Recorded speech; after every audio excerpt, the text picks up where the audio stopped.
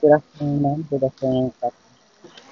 So today we will be reporting about the digital citizenship.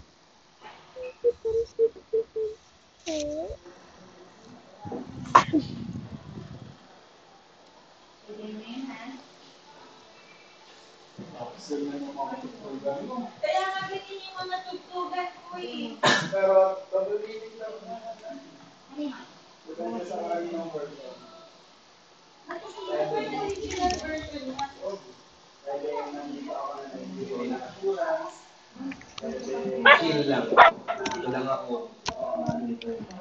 Tapos yung kay Rob Day, Hala, wala akong copy. Bakit wala akong copy?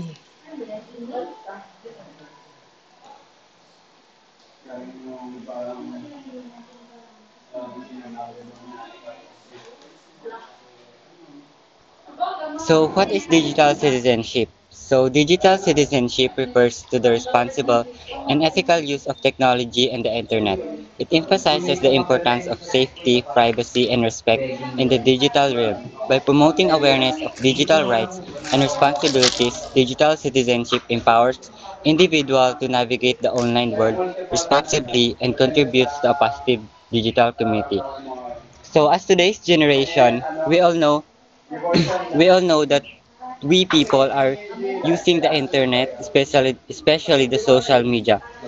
So to so the digital citizenship help us to become kung paano ba tayo magiging responsible of our actions, kung paano natin gamitin ang internet ng tama upang sa ganon ay maprotektahan natin ang ating mga privacy at pag-share pa tayo ng information to other people. Especially, ang aim ng digital citizenship ay malapit na siya magkaroon. protektahan ang privacy ng bawat isa at pag-share ng tamang information sa iba.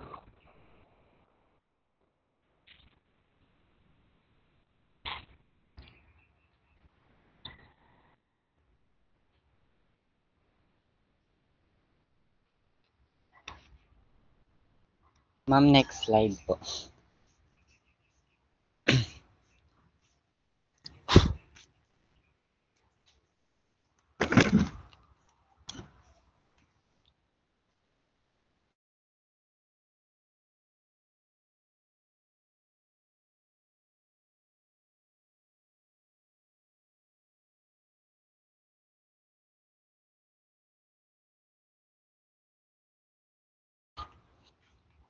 Definition and importance. Digital citizenship refers to the norms of appropriate and responsible technology use. It is vital for individuals to navigate the digital landscape safety and effectively. Key components. It includes digital literacy, online etiquette, personal data management, and an understanding of online rights and responsibilities essential for engaging with technology. Global content. As technology transcends borders, digital citizenship has become a global issue emphasizing the need for consistent guidelines in online behavior and interaction. So digital citizenship ito yung kung paano tayo maging responsible towards our actions in social media.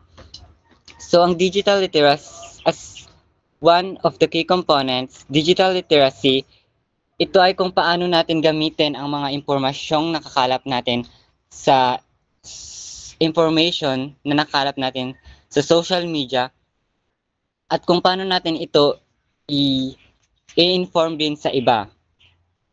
Uh, it aims to mahalaga ito upang tayo ay makaiwas lalo na sa mga fake news. While the online etiquette, ito ay kung paano tayo makisalamuha ng mabuti sa internet lalo na sa for example, having a comment on someone's post or lalong-lalo na ang cyberbullying na hanggang ngayon ay is an issue pa rin. While the personal data management, ito ay kung paano natin protektahan ang ating mga privacy at paano natin i-secure ang ating mga account lalo na sa mga hackers. In understanding online rights and responsibilities, bilang users, mahalaga na alam natin ang mga karapatan natin bilang users sa social media. Alam natin kung ano ba ang tama at dapat nating gawin sa social media.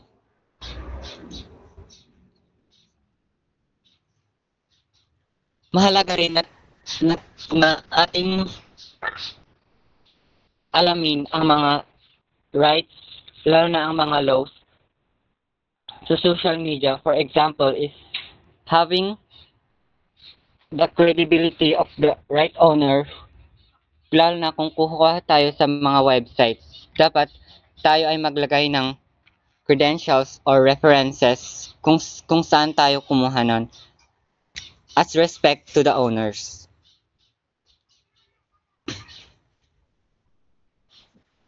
Dahil marami ang gumagamit ng social media at ng internet globally, ang digital citizenship ay mahalagang matutunan ng bawat isa sapagkat lahat tayo dapat alam lahat bilang users dapat alam natin kung paano maging responsable sa paggamit ng internet in order for us to avoid especially the hackers.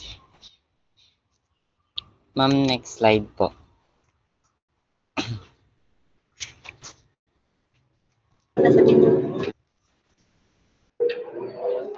Ko na lang yan, Kayat.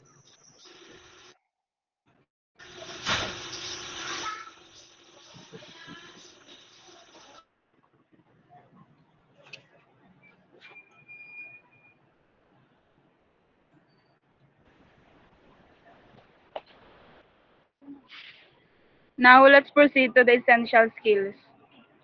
The first one is recognize when personal information is being collected. Okay. Always be aware of when websites, apps, or online services are asking for your personal information. This includes your name, your address, email, phone number, ganun po. Be cautious about sharing this information and understand how it will be used.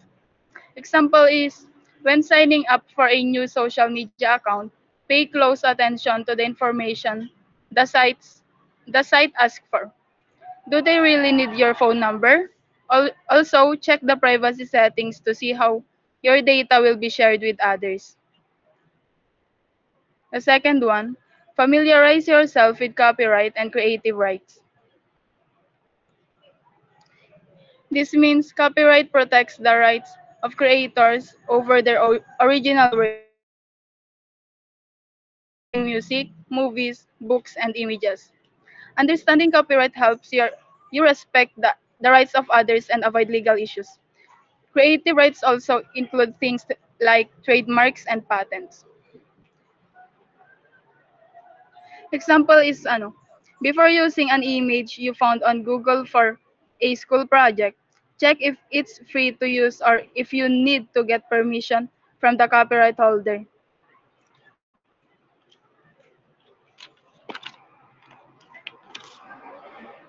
Because we have the Republic Act 8293 or the Intellectual Property Code. It establishes copyright protection for original literary, musical, and artistic works, meaning that plagiarism can constitute copyright infringement under this law, leading to criminal liability and severe penalties. Aray ko. The third one. The third one, use strong passwords. A strong password is one that is difficult for others to guess or crack. It should be at least 12 characters long and include mix of uppercase, ganun po, and lowercase letters, numbers, and symbols. Please avoid using personal information like your name or birthday in your password. Number 4. The fourth one, protect yourself from cyberbullying and harassment. Cyberbullying is the use of technology to harass, threaten, or embarrass someone. If you experience cyberbullying, it's important to take steps to protect yourself. This includes blocking the bully, reporting the behavior to the platform, and telling a trusted adult. For the consider. Next, consider how your actions affect others. This means everything you do online has the potential to affect others. Before posting something, ask yourself if it could be hurtful, offensive, or embarrassing to someone else. Think about the impact your words and actions can have on other people's feelings and reputations. And please take note, think before you click. Ano?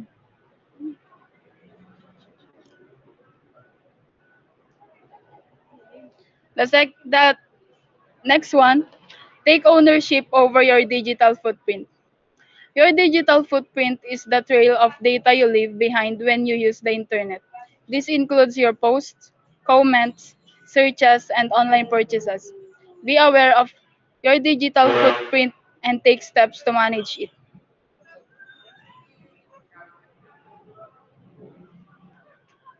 Next, keep security top of mind. This means security should always be a priority when you're online.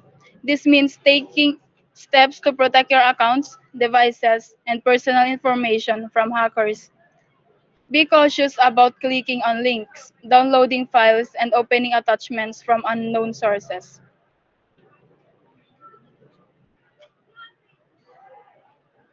Example is enable two-factor authentication or the 2FA on all of your important accounts, such as your email, banking, and social media accounts. This adds an extra layer of security by requiring you to enter a code from your phone in addition to your password. Next one, research everything. Don't believe everything you read online. Before sharing information, take the time to research it and verify that it's accurate. Look for reliable sources and be aware of fake news and misinformation. Example is if you see a news story on social media that seems unbelievable, check it against multiple reputable news sources. Look for fact-checking websites like Snopes or PolitiFact to see if the story has been debunked.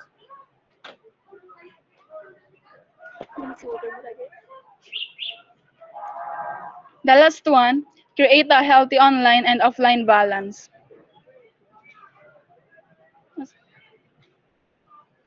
It's important to have a healthy balance between your online and offline life. Make time for real world activities like spending with friends and family, exercising, and pursuing hobbies. Don't let the internet take over your life. That's all for me, ma'am. Thank you po. Next slide, ma'am.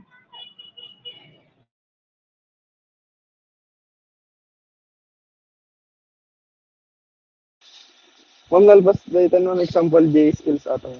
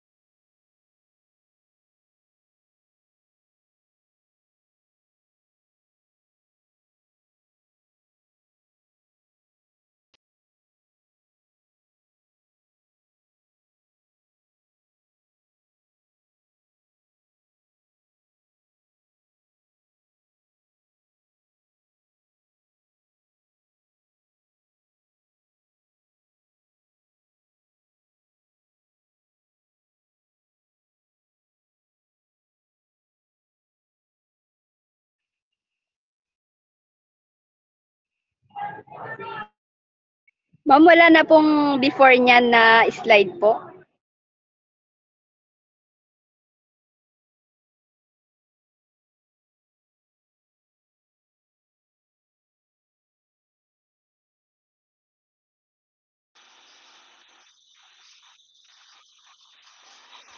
Mamias dito no.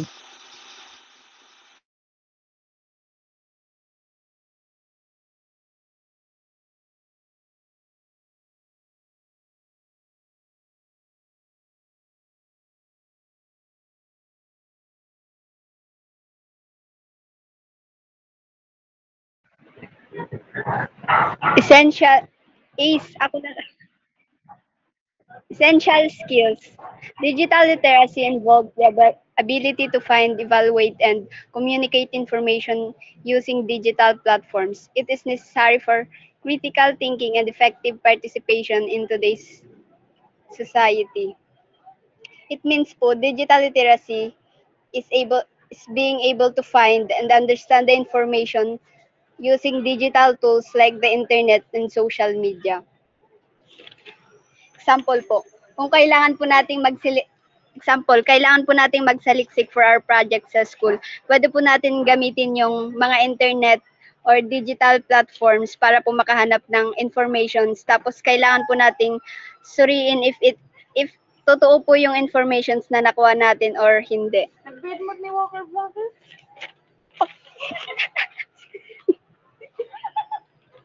Next was evaluating sources.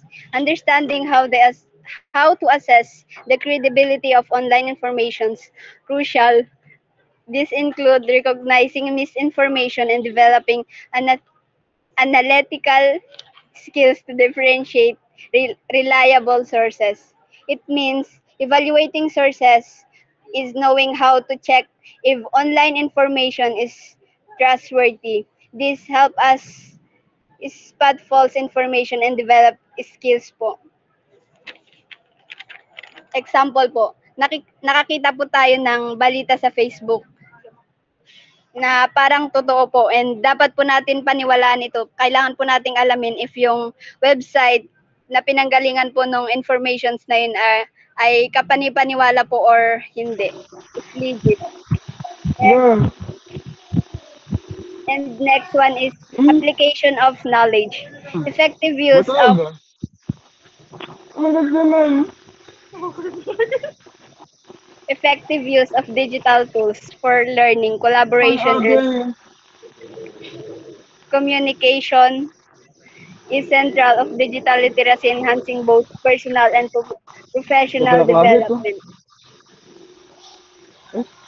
It means applying knowledge involves using digital tools effectively for learning, working with others, and communicating. And this also improve our both personal and professional growth po.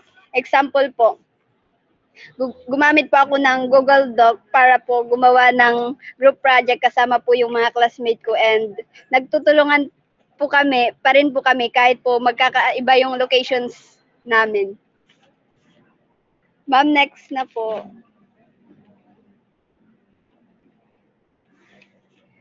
Personal data protection. Understanding how to protect personal data online is essential. This involves using strong passwords, enabling two-factor authentication, and being aware of privacy settings. It means po, personal data protection is about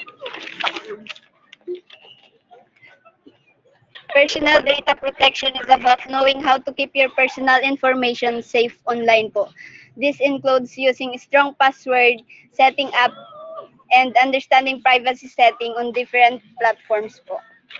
Examples po, pag po, ay kailangan po nating gumawa ng strong password for our accounts po, like for example, yung emails po natin, and wag po nating ibigay po sa iba or ipagsabi sa kanila. And next is cyberbullying awareness.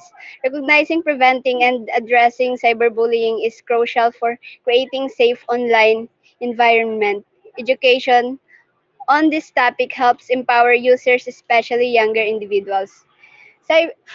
Ibig sabihin po nun, cyberbullying awareness means it is recognizing, stop, and dealing with cyberbullying to create a safe online space po. It is educating people, especially po the younger individuals, and yun po. Example po, nakakita po ako ng friend ko na binubully po online.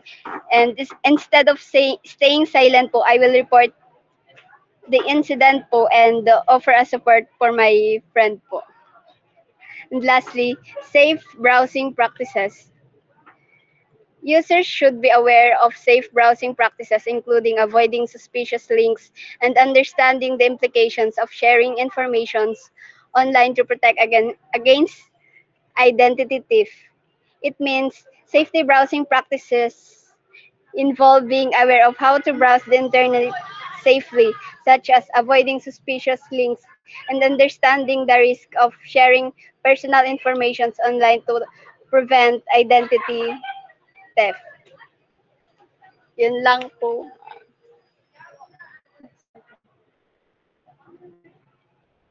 Mami,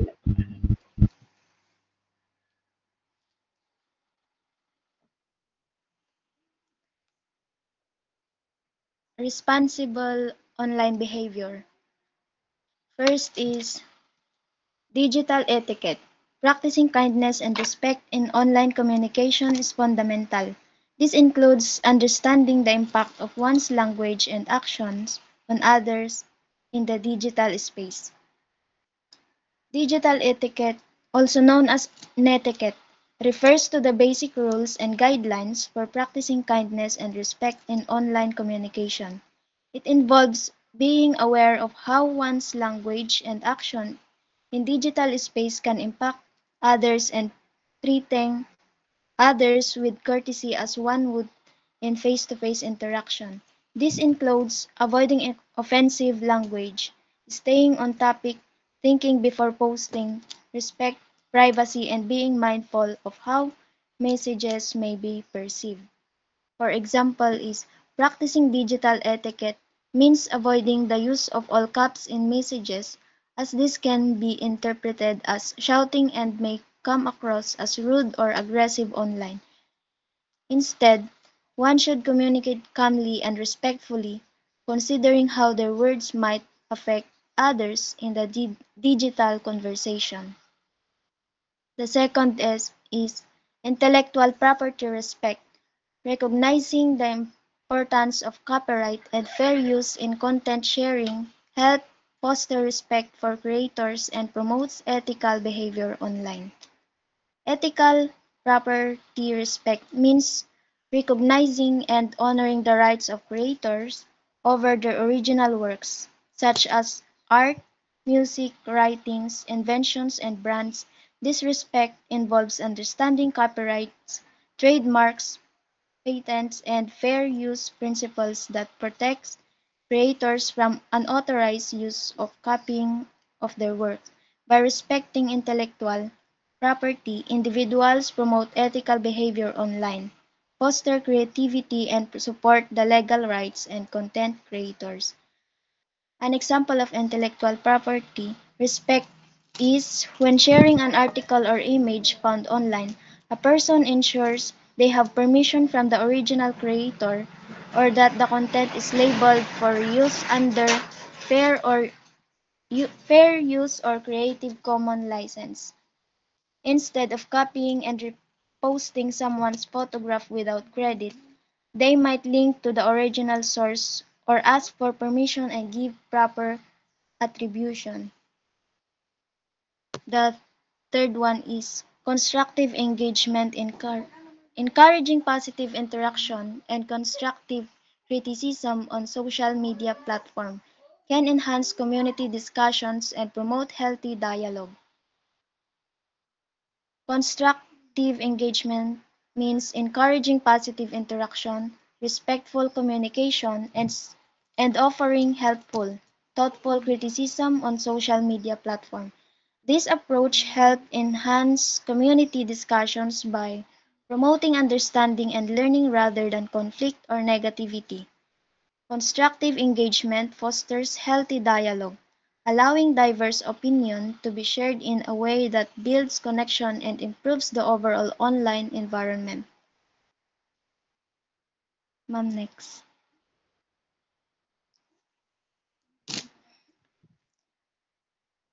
The legal and ethical consideration. Understanding digital rights. Users must be educated about their digital rights, including freedom of expression and access to information, balancing these rights with the responsibility to use them ethically. Understanding digital rights means being aware that users have fundamental freedoms online, such as the right to freedom of expression and access to information. These rights ensure that individuals can communicate, share, and receive information without unfair censorship or barriers. However, with this right comes the responsibility to use them ethically, respecting others' rights and avoiding harm, misinformation, or abuse. For example, a user exercising their freedom of expression on social media should share their opinions respectfully and avoid spreading false information or hate speech. At the same time, they should recognize others' rights to hold different views and engage in dialogue without harassment. This balance helps create a safe and open digital environment where all users can participate fairly. Compliance with law. Knowledge of the legal landscape surrounding digital activities, including privacy laws and regulations such as GDPR, is vital for responsible digital citizenship. Compliance with laws in digital citizenship means understanding and following the legal rules that govern online activities, including privacy laws, intellectual property rights, and digital protection regulations such as the General Data Protection Regulation. Responsible digital citizenships recognize that the digital world is subject to real-world laws, and adhering to these laws helps protect personal data, ensures fair use of technology, and promotes a safe online environment for everyone. For example, a person using an online platform should not share someone else's personal data without consent, as this may violate privacy laws like GDPR. They should also ensure that any music videos or software they download or shared are legally obtained and properly licensed to avoid copyright infringement. The last one is ethical implications. Imploring the ethical consequences of digital actions, including the use of AI and data, helps users navigate complex moral landscape and technology use. Exploring the ethical implication of digital actions involves understanding how technology use affect individuals and society, and making decisions that align with moral values such as fairness, privacy, and accountability. Ethical considerations become especially important with the rise of AI, data collection, and automation, where issues like algorithmic bias, data misuse, and misinformation can cause harm if not responsibly managed. Being aware of these consequences helps users navigate complex moral landscape and promotes technology use that respects human dignity and social goods. An example is the use of AI algorithm in hiring processes.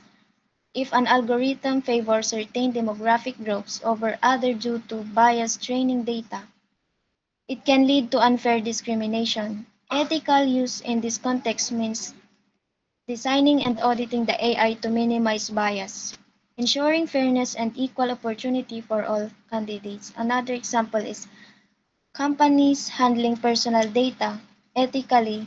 They must obtain clear user consent, protect data privacy, and avoid using information for manipulate or deceptive purposes. Ma'am, thank you.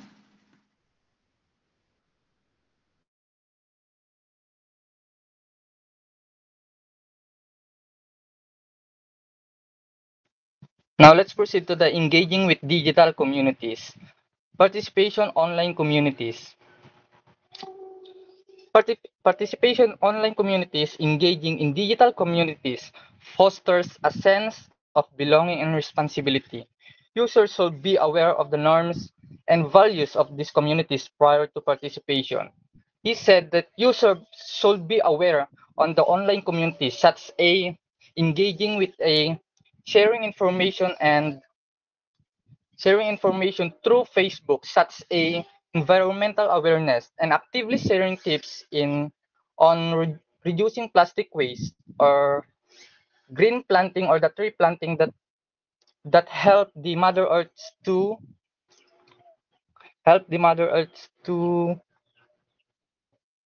okay dahil. Ma'am, wait man ma'am, agad dalabrak ma'am.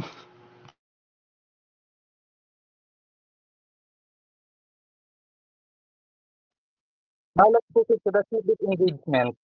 Civic engagement is a digital tool can facilitate civic engagement, allowing individuals to participate in social issues, advocate for causes, and mobilize communities for action. In a civic engagement, is this is the civic engagement is designing a digital campaign that promotes voter registrations and participation in election to choose your one's leaders.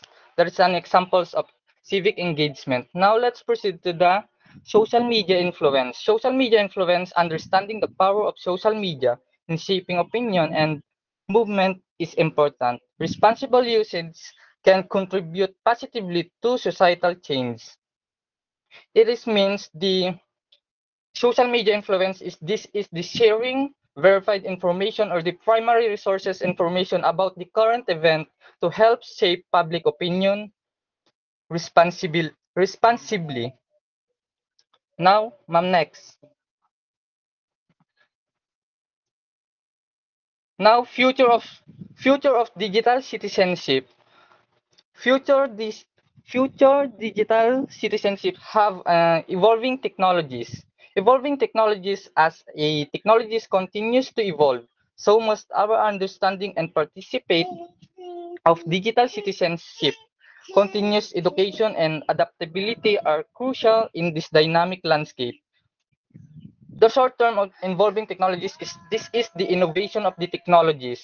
Nowadays, innovation technologies is a updating privacy setting regularly as app and website change their features such a now our technology has have a AI or the artificial intelligence that this is a tools to improve productivity and use them responsibly.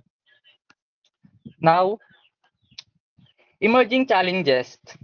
Emerging challenges, new challenges such as misinformation, digital addiction, and evolving privacy concerns require ongoing dialogue and strategies to address them effectively.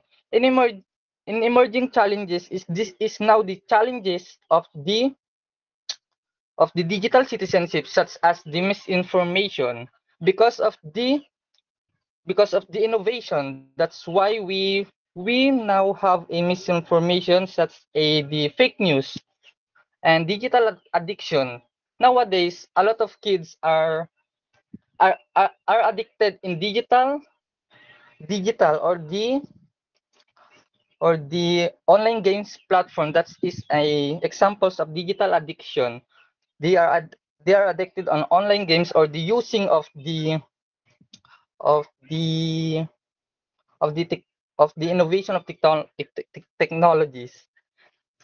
Now let's proceed to the advocacy for education. Advocacy for education is the advocating for robust digital citizenship education in schools and communities will foster responsible technology users capable of navigating future digital landscape. And the example of advocacy for education is the creating digital literacy programs that teach people how to identify reliable online resources or how they are get a reliable information to get a fact information or the truth information on the education. That's it, ma'am.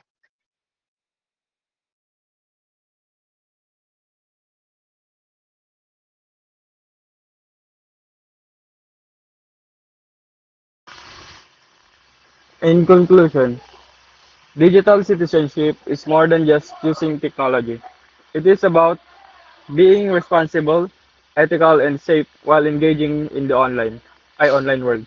By practicing digital literacy, protecting personal data, respecting intellectual property, and maintaining positive online behavior, individuals contribute to a safer and more respectful digital community.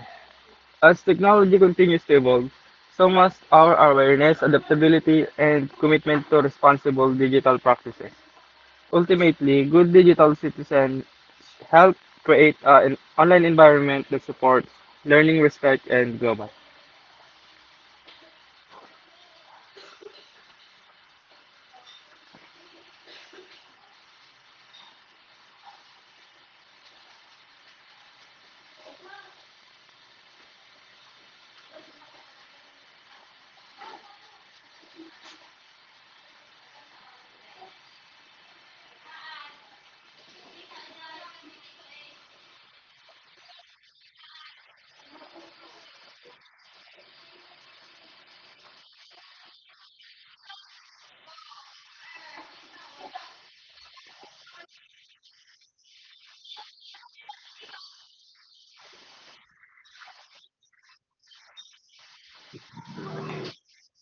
Ma'am, ma'am, ako po yung, ma'am, permission to speak. Ma'am, ako po yung nag-report po sa part ng anong tawag doon?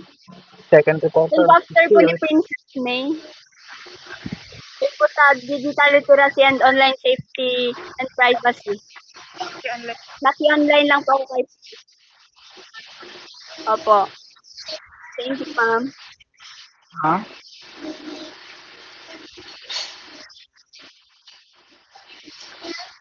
Hey, ma'am, yes, ma'am. Sorry, ma'am. Damdamaan ako dapat lakad. Ha?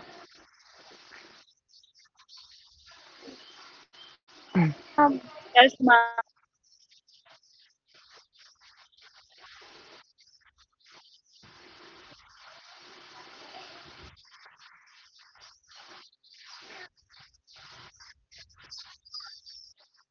Ha?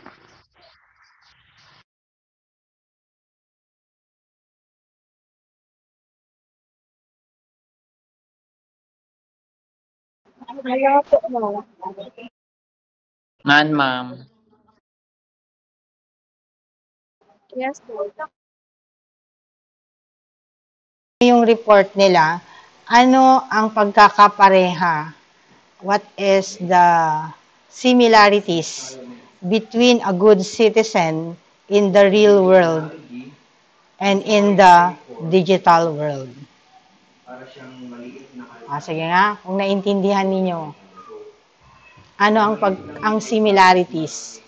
What is the similarities between being a good citizen in the real world and in the digital world?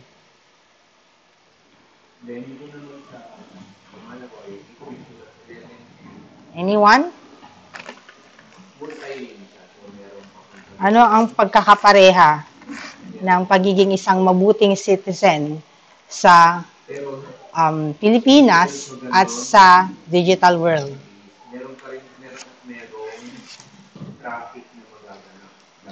I'm responsible of their action. Okay? Kasi eto na lang yung isipin ninyo kasi we are here in the Philippines, they called us Filipino citizen, right? And Yes, ma'am. every time that we are using the internet, so we are already a user. Yes, Miss Flora, Ha? may nag-raise ng hand. So, Ma'am, same question po ba yung answer ko? okay, kindly answer my question. Sige. Ma'am, the way you represent online is the way you represent yourself in the real world is also the way you represent yourself in the digital world. Yes, that's right. So, if you respect those persons beside you, yung mga kaibigan mo, yung family mo, everyone around you, ganun din dapat if you are in the digital world. Yes, Ace, additional. Ma'am, ano, ma'am? respecting others. Yes, respecting other. Basta ang isipin nyo lagi is that we are as a Filipino citizen. And since we are a user ng internet, they called us the, di ba, mga citizen tayo ng digital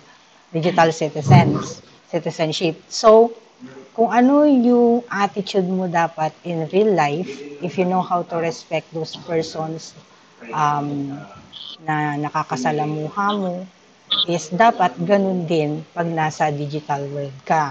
So kung in real life, there is a law na sinusunod natin, may mga batas, ganun din when we are online.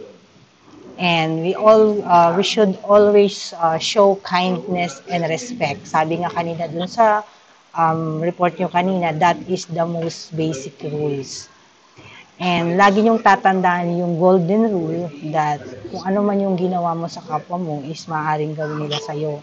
So if you do good to those people around you, asahan natin na magiging mabuti rin yung ibabato nila sa atin, di ba? Ano pa ba? Ang pwede kong idagdag? Nasabi naman na lahat, kagaya din yung exam ko, 'di ba? Yung gumamit siya ng yung very famous na na vlogger, 'di ba? So before ka gumamit, pag nagre-research ka, before ka gumamit ng mga pagmamay-ari ng mga creators natin, you should always cite them or you need to ask permission before using anything online. And then, iwasan natin yung pagbubuli.